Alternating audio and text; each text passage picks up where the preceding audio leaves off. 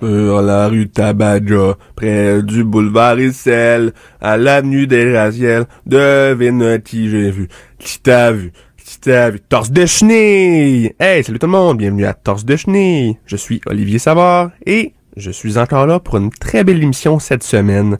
Je crois que vous allez beaucoup triper parce que je vais parler de mes projets et vous aimez beaucoup ça quand je fais ça.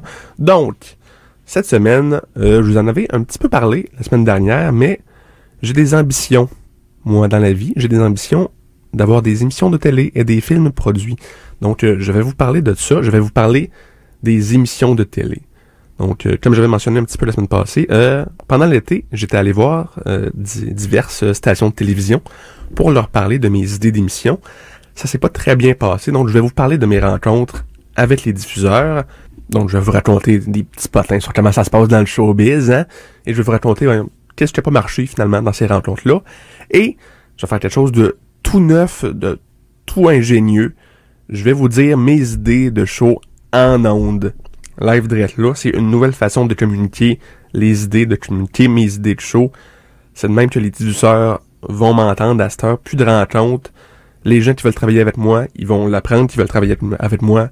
Direct live, direct là, parce qu'ils vont voir mes idées de génie. Donc, je vous fais part de ça.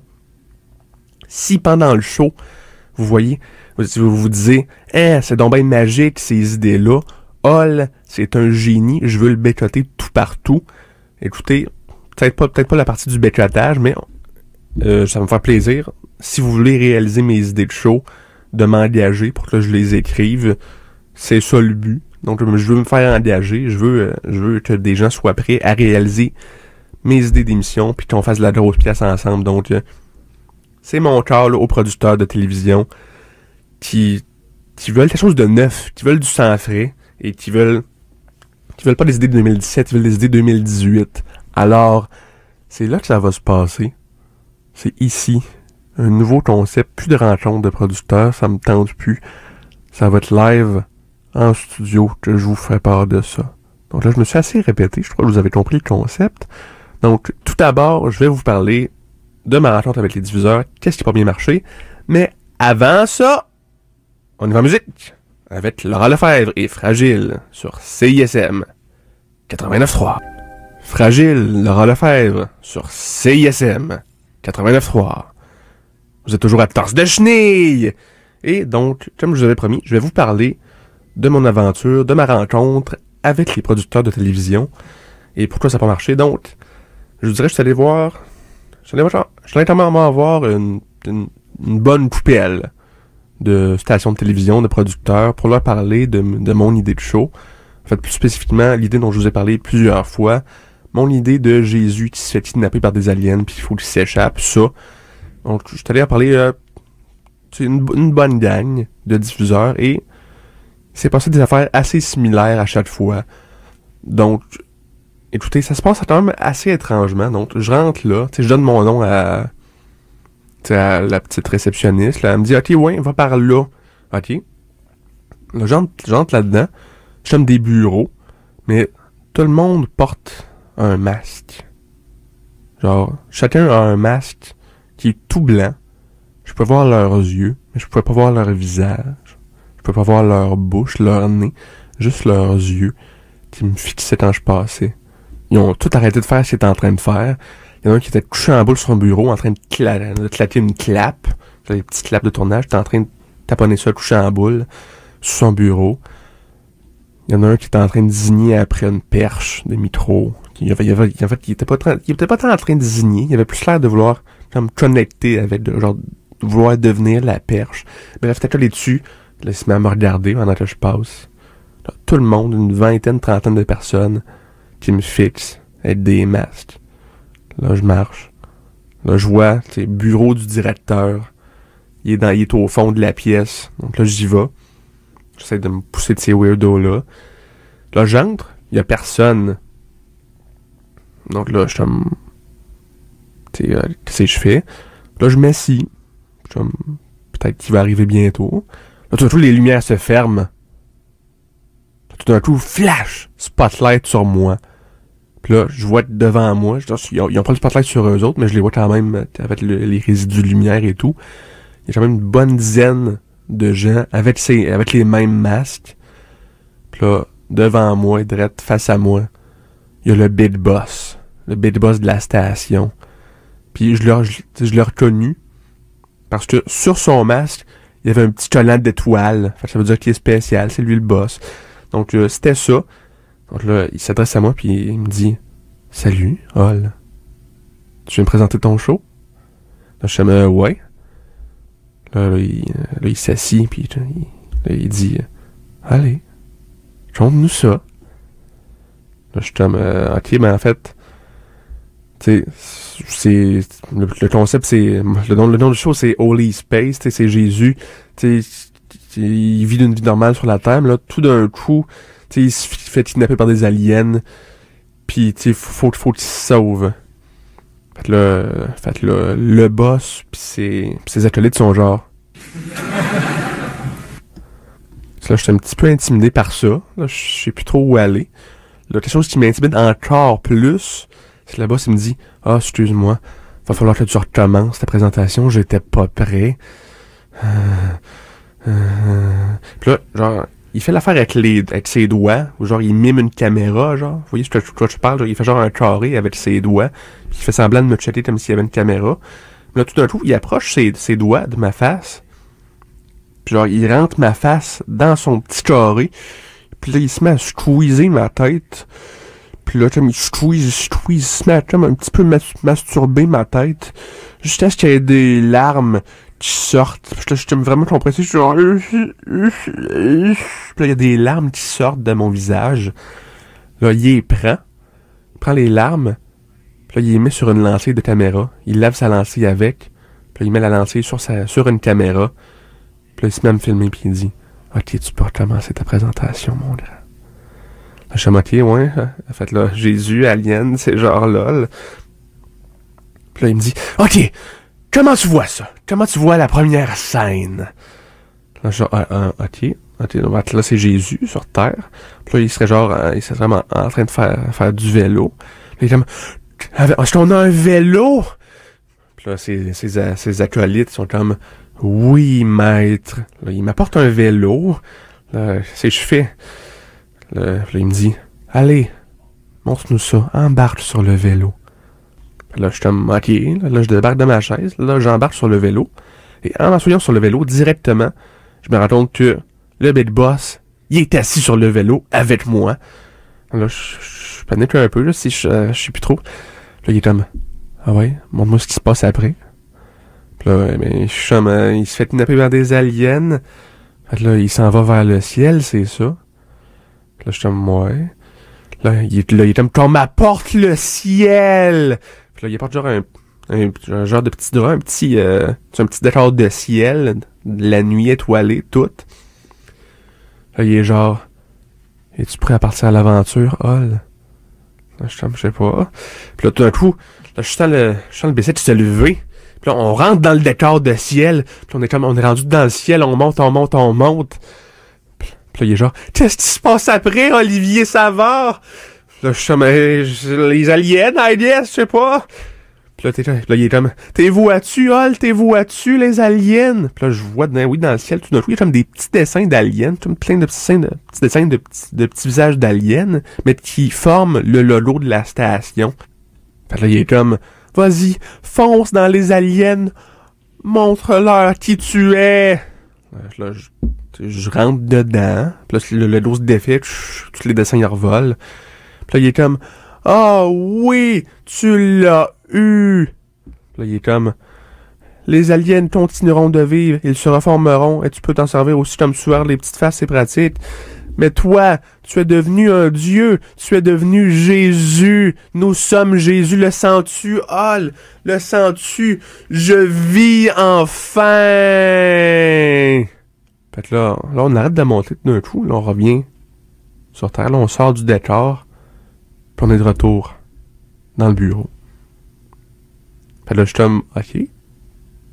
Ma présentation s'est bien passée, je crois. Ils ont allumé, ils ont accroché. Fait que là, on se rassit. Puis là, le big boss est comme, ouais, Mais tout, ça a été bien le fun de te rencontrer, mais on va devoir passer. Le chevalier, je pensais avoir donné tout ce que je pouvais. J'étais un petit peu déçu, je dois vous avouer. Fait que là, je suis comme, ok, c'est beau. On s'en reprendra la prochaine fois. Fait que là je serre la main. Signe de respect quand même. Je suis un petit peu fru, mais on va le faire. Mais là, tout d'un coup, après avoir serré sa main, je me rends compte que sur sa main, il y a des choses décrites. Il y a des petits caractères. Là, je check comme du monde. C'est un contrat. Plein de petits caractères qui disent que dans le fond, en lui serrant la main, en mettant mes empreintes digitales sur sa main, ben je viens de signer un contrat qui dit que ils vont pouvoir faire mon show, puis ils n'auront pas à me payer rien.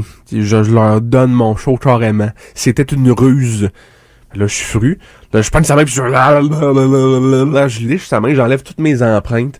Là, je me sauve. Là, il est genre, attrapez-le. Là, tout le monde se met à me courir après avec des masques. Il me lance les petits claps. J'en reçois quasiment une derrière de la tête. Là, il me lance des étoiles. Il me lance des feux d'artifice. Il me lance des trophées. Il me lance des œufs en or. Toutes sortes d'affaires. Puis écoute, là, je me sauve. Mais là, les réflexes, je regarde par en arrière. Là, dans chaque fenêtre du building, puis c'est quand même un pas pire building, je vois un gars avec un masque, comme ça, qui me regarde. Pis là, je vois le boss, pis il est genre, tu vas payer pour ce que tu viens de faire, Olivier Savard. Tu vas payer.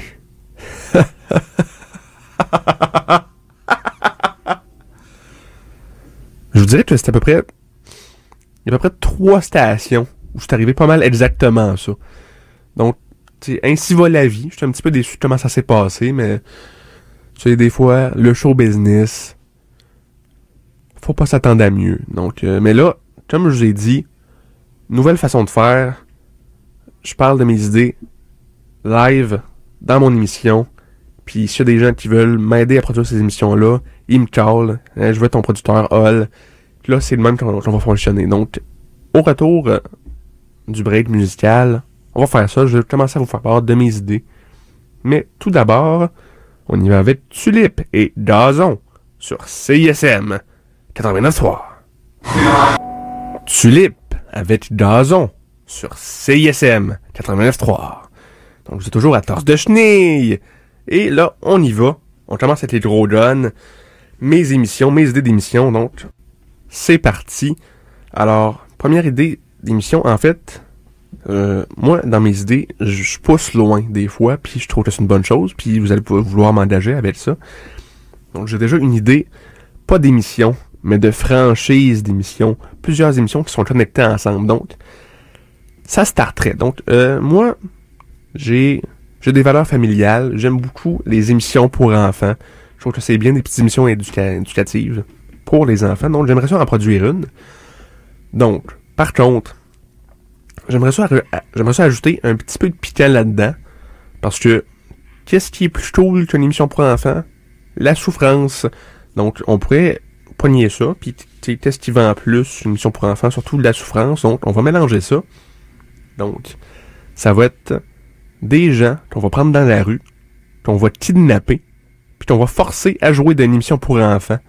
Donc, ça va être comme un petit peu une télé-réalité, un petit peu show de compétition, tu sais, qui c'est qui est le meilleur acteur d'émission pour enfants, whatever. Bref, on les enferme dans un studio, on les laisse pas partir, ça dure une couple de mois, tu sais, on les nourrit un petit peu on the side, mais bref, tu sais, on check, dans le fond, qui réussit à durer le plus de temps sans faire une dépression nerveuse. Parce que, dans le fond, ils vont pogner non seulement dans le studio, mais dans le décor. Puis à chaque instant, même s'ils sont pas en train de filmer, même s'ils sont pas en train d'enregistrer l'émission, même s'ils sont pas dans leur personnage, ils vont être obligés non seulement de vivre dans le décor, mais de porter leur costume. Tu sais, il va y en avoir un qui va mettre d'un petit costume d'ours, un d'un petit costume de koala, il va y avoir un qui est déguisé en facteur foufou. Il va y avoir il va y avoir une petite fille, whatever, des personnages d'émissions pour enfants. Puis ils vont tout le temps être pognés là, puis qui sait qui va avoir la dépression nerveuse en premier, en dernier. C'est ça que le monde veut voir. La réalité, c'est ça, c'est du monde qui souffre, et je trouve que c'est un concept qui va vraiment vendre. En plus, ça baisse beaucoup le coût de production de l'émission pour enfants qui va être diffusée, oui, dans un poste d'émission pour enfants, Télé-Québec, whatever. Tu vas voir ça. Le concept que j'ai en tête, c'est pas CT, mais ça serait, j'ai pas encore de nom, j'appellerais ça genre Licorneville, mettons. Et ce que ça serait un peuple de gens, des ours de toilette, des facteurs, tout ça, qui vivent sur le dos d'une licorne. Et une fois de temps en temps, ils vivent leurs aventures. Ah, j'ai échappé mon gâteau par terre. Ah, des affaires de même. Mais tout d'un coup, à un moment donné, la corne de la licorne va me faire, en fait, puis donner toutes sortes de couleurs. Puis elle va leur pitcher des problèmes mathématiques. C'est genre des affaires simples pour les enfants, genre 2 plus 2, 4, 3 plus 3, 6. Des affaires de même. Puis aussi, elle pourrait aussi leur pitcher des lettres de l'alphabet. Tu sais, des affaires qu'une licorne fait, là, dans une émission pour enfants. Donc, genre, hey, regarde, Françoine, la licorne nous a lancé des lettres. Ah oui, Chonchon, tu as raison. Les lettres de la journée sont A, comme dans Appelez la police, nous avons été kidnappés. Et la lettre J, comme dans Je n'ai pas mangé depuis 5 jours. Ce serait un beau petit concept. Puis en même temps, en plus du show de la télé-réalité où on suit les gens qui ont été kidnappés, en plus de l'émission pour enfants en tant que telle, on suivrait les enfants qui écoutent l'émission. Ça serait sur le web, en même temps que l'émission pour enfants passe, ça serait en live stream. Et là, on pourrait voir les enfants qui écoutent l'émission, puis rire de leur gueule parce qu'ils se doutent de rien. Eux autres sont genre, ah oui, Licorneville.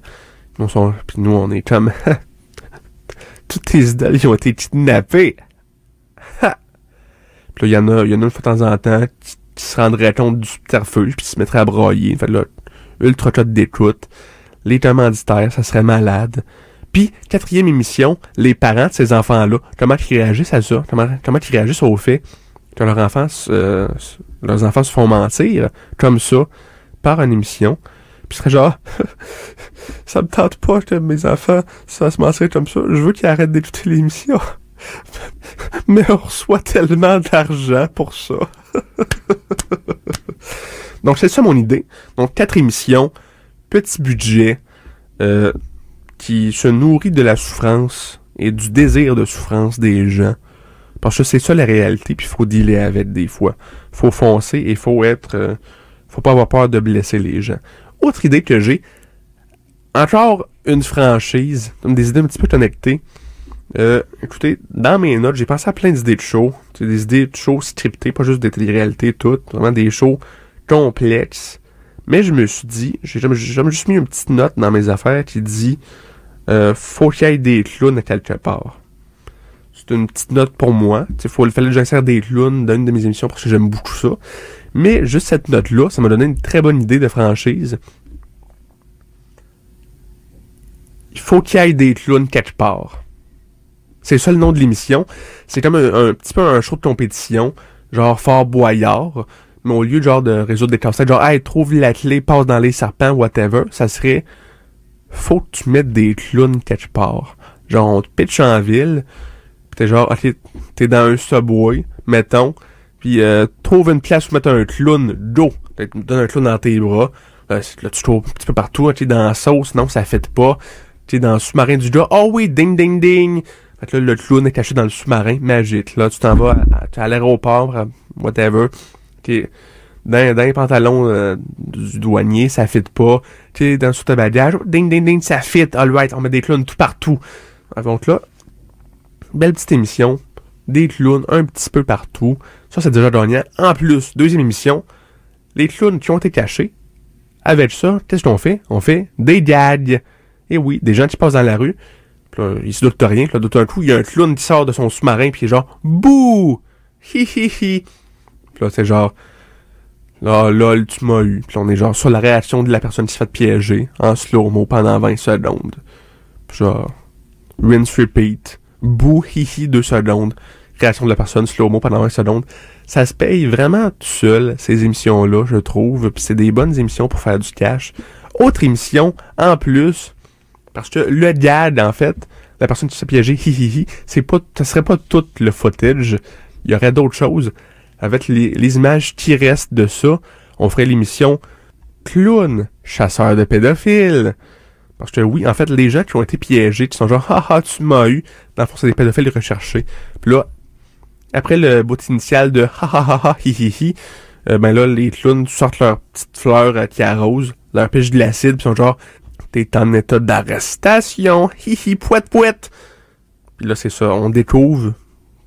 Les gens aiment ça, ce genre d'affaires-là aussi, les criminels qui se font découvrir, donc des arrestations de pédophiles par des clowns agents secrets. Puis là aussi, on pourrait avoir une émission, 4e émission, la vie des clowns, comment ça se passe. Comment ils sont devenus des agents secrets, des agents fédéraux, whatever. Lesquels qui sont faux, lesquels qui sont vrais. Lesquels qui sont des clowns maquillés de profession, puis lesquels qui viennent de la planète Circo 12, et qui sont vraiment des vrais clowns de chair et de sang. Puis aussi, on pourrait mettre à chaque émission, il y aurait un clown, que c'est même pas un clown de profession, c'est même pas un vrai clown, ça serait un fake. C'est tout du documentaire, sauf ce gars-là, ce bout-là, il est scripté. Puis ça serait un contour à chaque fois. Gagner une slush, si vous voulez trouver c'est lequel le vrai faux clown. Puis là, tu t'écouterais ça, des entrevues de clowns sur genre, ma famille s'est suicidée quand j'étais jeune, c'est pour ça que je suis devenu agent secret déguisé en clown. Puis là, tout d'un coup, il y aurait genre le gars qui jouait de chez, même pas maquillé rien, qui dit je suis un clown. Puis là, t'es genre, hey, c'est pas un clown ça, j'ai gagné une slush. Des idées de même. Toutes des franchises sur diverses plateformes, des émissions toutes reliées. Moi, je pense que c'est ça le futur, c'est ça 2018. Je sais pas si mes idées, précisément, c'est ça le futur, mais je crois que oui. Alors là, ce qu'on va faire, vous allez me contacter et vous allez me dire, oui, Hall, on veut produire cette émission-là avec toi. Alors, pour mes idées de franchise super compliquées, super développées, c'était ça. Mais il va y avoir des idées un petit peu plus basiques. J'en ai des idées, des vraies émissions scriptées, des émissions humaines avec du cœur. J'en ai. Et ça s'en vient au retour de la pause musicale. Pour l'instant, on y va avec Martel Solo et Calotte sur CISM 89.3. C'était Elle est barre avec Udrea sur CISM 89.3. Juste avant ça, on avait Martel Solo avec Calotte. Donc, d'autres émissions. Je vous ai parlé de mon appréciation pour les émissions pour enfants. Donc, il y en a une autre que je voudrais produire. En fait, là, ça serait pas à début mesquin. Ça serait vraiment une vraie émission pour enfants, vraiment pour les éduquer. Il n'y a pas de kidnapping, rien. Vraiment produit avec de l'amour. Dans le fond, ça serait des maîtres kung fu qui peuvent se transformer en fruits pour combattre le crime. Donc, il y aurait des fraises, des bananes, des kiwis qui combattent le crime, et genre les méchants, ça serait des gars, des filles qui peuvent se transformer genre en petits gâteaux ou en barres de chocolat, de faire de même. Donc, il y aurait beaucoup d'action, beaucoup de kung fu. Les petits jeunes aimeraient ça, combattre le crime, etc. Wow, paf, paf, pouf, divertissement. Mais en plus de ça, ça leur apprendrait à mieux manger. Ça leur apprendrait de la valeur des fruits et des légumes pour avoir un légume ici et là. Mais bref, apprendre à bien manger, c'est ça le but. Par contre, c'est rendu à saison 2-3. Là, on va commencer à varier ça un peu. Il va y avoir des méchants. Ça sera plus des petits gâteaux, ou des affaires de même. Ça va être d'autres fruits. Ça va être des légumes peut-être même. Puis là, il va y avoir des barres de chocolat qui vont venir dans le camp des gentils, puis qui vont combattre le crime contre les méchants légumes, les méchants fruits. Ça va apprendre aux jeunes à pas être racistes. Parce que là, je trouve que c'est un petit peu simplet, tu sais, légumes, fruits bien mangés. Ça serait pour mettre les parents en confiance. Pour la première saison, ils se disent, c'est bien ça, ils apprennent à bien manger, c'est pas assez sympathique, mais il y a des problèmes plus graves que ça dans la vie. Il y a le racisme, il y a les problèmes dans notre système d'éducation, qui font qu'il y a des gens qui se poussent dans une vie de crime, et ça peut venir de toutes sortes de milieux, ça. Pas obligé d'être mort de chocolat pour être méchant, ça veut rien dire. pas obligé d'être une fraise pour être gentil. Ça veut rien dire. Ma blonde est allergique aux fraises. C'est méchant des fraises des fois. Ça, faut le savoir. Donc là, je sais que c'est peut-être pas une idée populaire de leur apprendre ça, puis même de penser ça. Mais je trouve que c'est pas parce que t'es bon pour la santé que tu te commettras pas de crimes, que tu n'auras pas envie de commettre des crimes. Donc, je trouve que les jeunes devraient apprendre ça dès un très jeune âge, et c'est ça que je vais accomplir avec mon idée. Bref, les fruits qui font du kung-fu, belle petite émission pour les enfants. Donc, je veux aller dans cette direction-là de apprendre aux gens les vraies affaires, de leur faire penser, de leur faire réfléchir à leur vie. Alors, un petit concept. C'est un gars. Il travaille dans un bureau. Il a une vie un petit peu plate. Là. Il est tout seul, célibataire. Il trouve qu'on ne le remarque pas vraiment. Il fait une petite job-in dans un bureau. Il est comptable, mais il aimerait ça qu'on le remarque plus. T'sais. Là, tout d'un coup, il arrive au bureau. Puis tous ses collègues, ils pitchent des confettis. Puis là, il est comme « Hey, tout le monde me célèbre, yeah! » Là, il se rend compte que dans le fond, c'est pas à cause de lui. C'est que leurs yeux pitchent des confettis. Puis genre, c'est très soudain. Puis ils sont pas capables d'arrêter. Fait que là, ils sont en train de souffrir le martyre. Des confettis qui sortent de leurs yeux. Fait que là, lui, il pensait que tout le monde le célébrait, mais c'était pas le cas. Mais là, faut qu'il trouve un moyen de les aider. Faut qu'il trouve un moyen d'arrêter les confettis de tomber de leurs yeux. Donc là, c'est 13 saisons à essayer de trouver ça. Ça se passerait genre en une journée, une semaine. Là, il cherche un petit peu dans le bureau. Qu'est-ce qui pourrait causer ça? Pourquoi lui, il n'a pas été affecté? Là, il va découvrir plein d'affaires sur lui-même. Quel genre de personne qui est, tu sais. Puis là, éventuellement, il va se rendre compte qu'il fallait juste qu'il déplogue un fil dans le mur. C'est comme une petite machine à confetti dans les yeux qui avait été branchée pendant que tout le monde était déjà dans le bureau. Puis ça avait fait penser qu'il y avait des petits confettis qui sortaient de leurs yeux. Fait que là, il a débranché ça. Puis là, en fond, en faisant ça, il a réussi à sauver ses collègues. Ses collègues souffreront plus de confettis qui vont sortir de leurs yeux. Puis même, tu sais, il commençait un petit peu à se noyer dans les confettis rendus là. Fait qu'il leur a sauvé de la noyade et aucun merci, rien. Il a même pas l'air de savoir que c'est lui qui les a sauvés. Alors là, c'est tout un conflit moral juste à la fin de la série sur qu'est-ce qui est mieux. Rien faire de si bien que ça, mais avoir l'impression que tout le monde te célèbre pis te tape dans le dos et tout. Ou faire ce qui est bien, faire la bonne chose pour aider les gens sans avoir de reconnaissance. Qu'est-ce qui est mieux? Alors, ça finit avec une petite crise existentielle. Notre personnage principal est pas sûr s'il a fait la bonne chose. Est-ce que dans le fond, les confettis auraient dû continuer de sortir des yeux? Ça, je trouve que c'est une bonne métaphore pour la vie. Donc, je trouve que c'est une idée assez solide. J'espère que vous allez m'aider à la produire. Aussi, c'est un gars qui adopte un chat. Donc là, il vit avec le chat. Là, il check aller, il check marcher, il check manger sa bouffe pour chat, puis il est genre, coudonc, c'est-tu moi? Là, c'est comme un conflit, un petit conflit existentiel de est-ce que le chat, c'est lui, mais dans le futur, qui essaye de lui dire un message sur sa vie, qui essaye de lui dire d'éviter quelque chose à faire. Donc là, il est en train de... Donc c'est ça, c'est comme juste un gars dans son appart qui capote parce qu'il pense que son chat, c'est lui, puis il essaie de déchiffrer des affaires. Donc là, c'est comme... C'est un petit peu à la X-Files, des affaires bizarres qui se passent. C'est genre le chat qui fait miaou. Puis là, le gars qui est genre, de quoi tu parles 72? De quoi tu parles 72? Puis là, il capote. Là, la première saison, ça se finit. Mais peut-être la troisième. On va melquer ça un peu, ce concept-là. Là, à la troisième saison, on va se renouveler. À la fin de la troisième saison, le gars sort de son appart, se fait frapper par un char.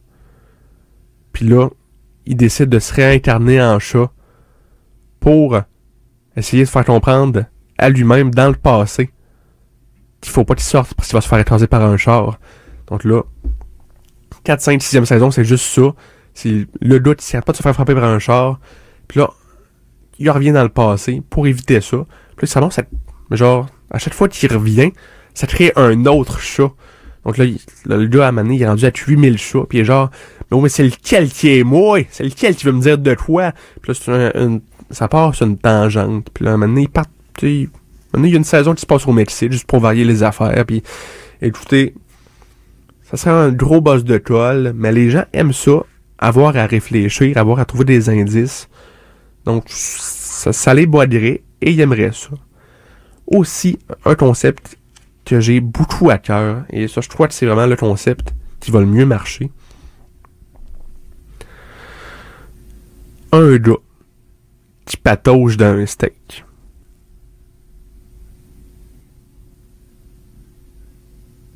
On est en musique. Avec Octoplot et Héros ou Ennemi sur CISM 89.3. Octoplot avec Héros ou Ennemi sur CISM 89.3. Alors, je continue ma dernière batch d'émissions. Donc là, j'ai reçu beaucoup de messages sur mon email, sur ma page Facebook de Torse de Chenille. Il y a des gens qui voulaient vraiment que j'élabore sur mon idée de gars qui patauge sur un state. Écoutez, moi je trouve que élaborer, ça serait scraper un peu la simplicité de la chose. Je trouve que une bonne demi-heure d'un gars qui patauge d'un state, ça serait très divertissant. Mais écoutez, si vous en voulez plus, peut-être qu'on pourrait juste virer ça en semi-documentaire, tu sais. Ça pourrait être moins. T'sais, on pourrait avoir une couple d'épisodes, c'est juste lui, pendant une demi-heure. Mais on pourrait avoir une couple d'épisodes aussi que c'est genre... On voit comment le gars qui patauge d'un stage a affecté la vie des gens. Mettons, c'est un gars qui s'est fait laisser par sa blonde, qui file pas. Il y a des idées noires.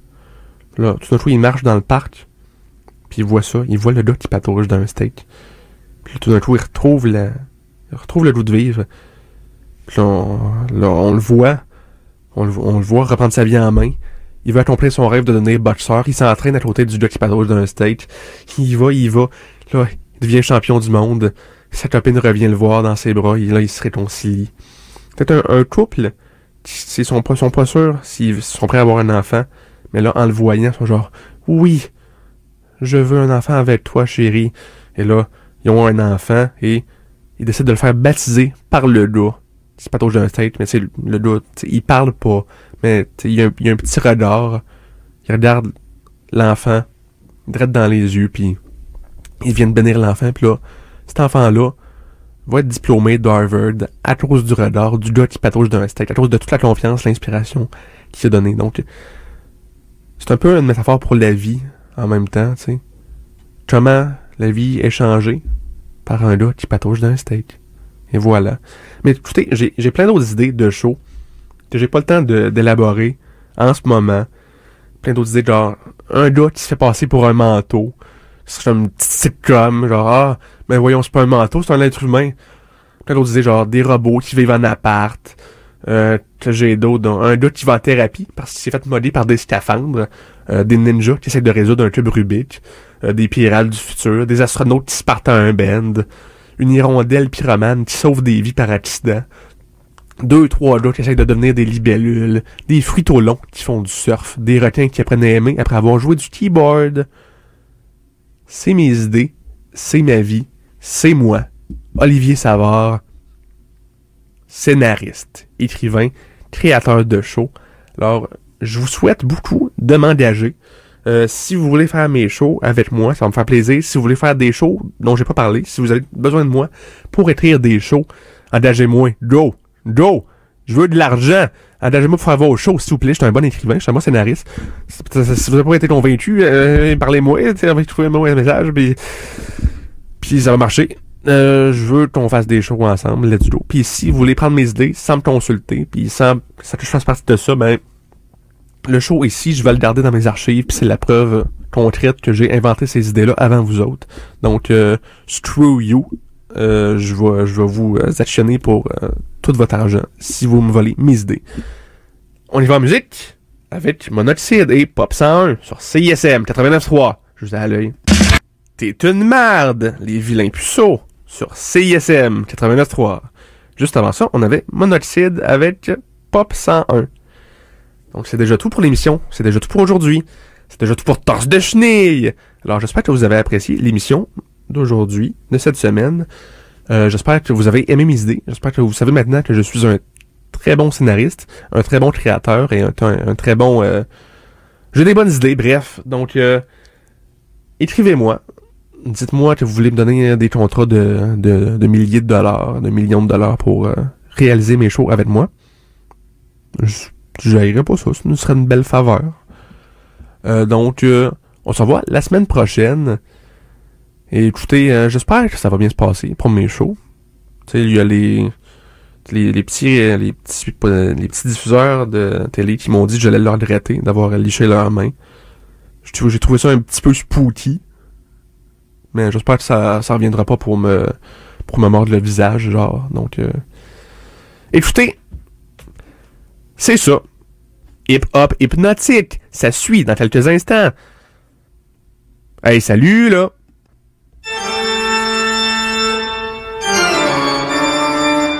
Ça sortait d'où, ça?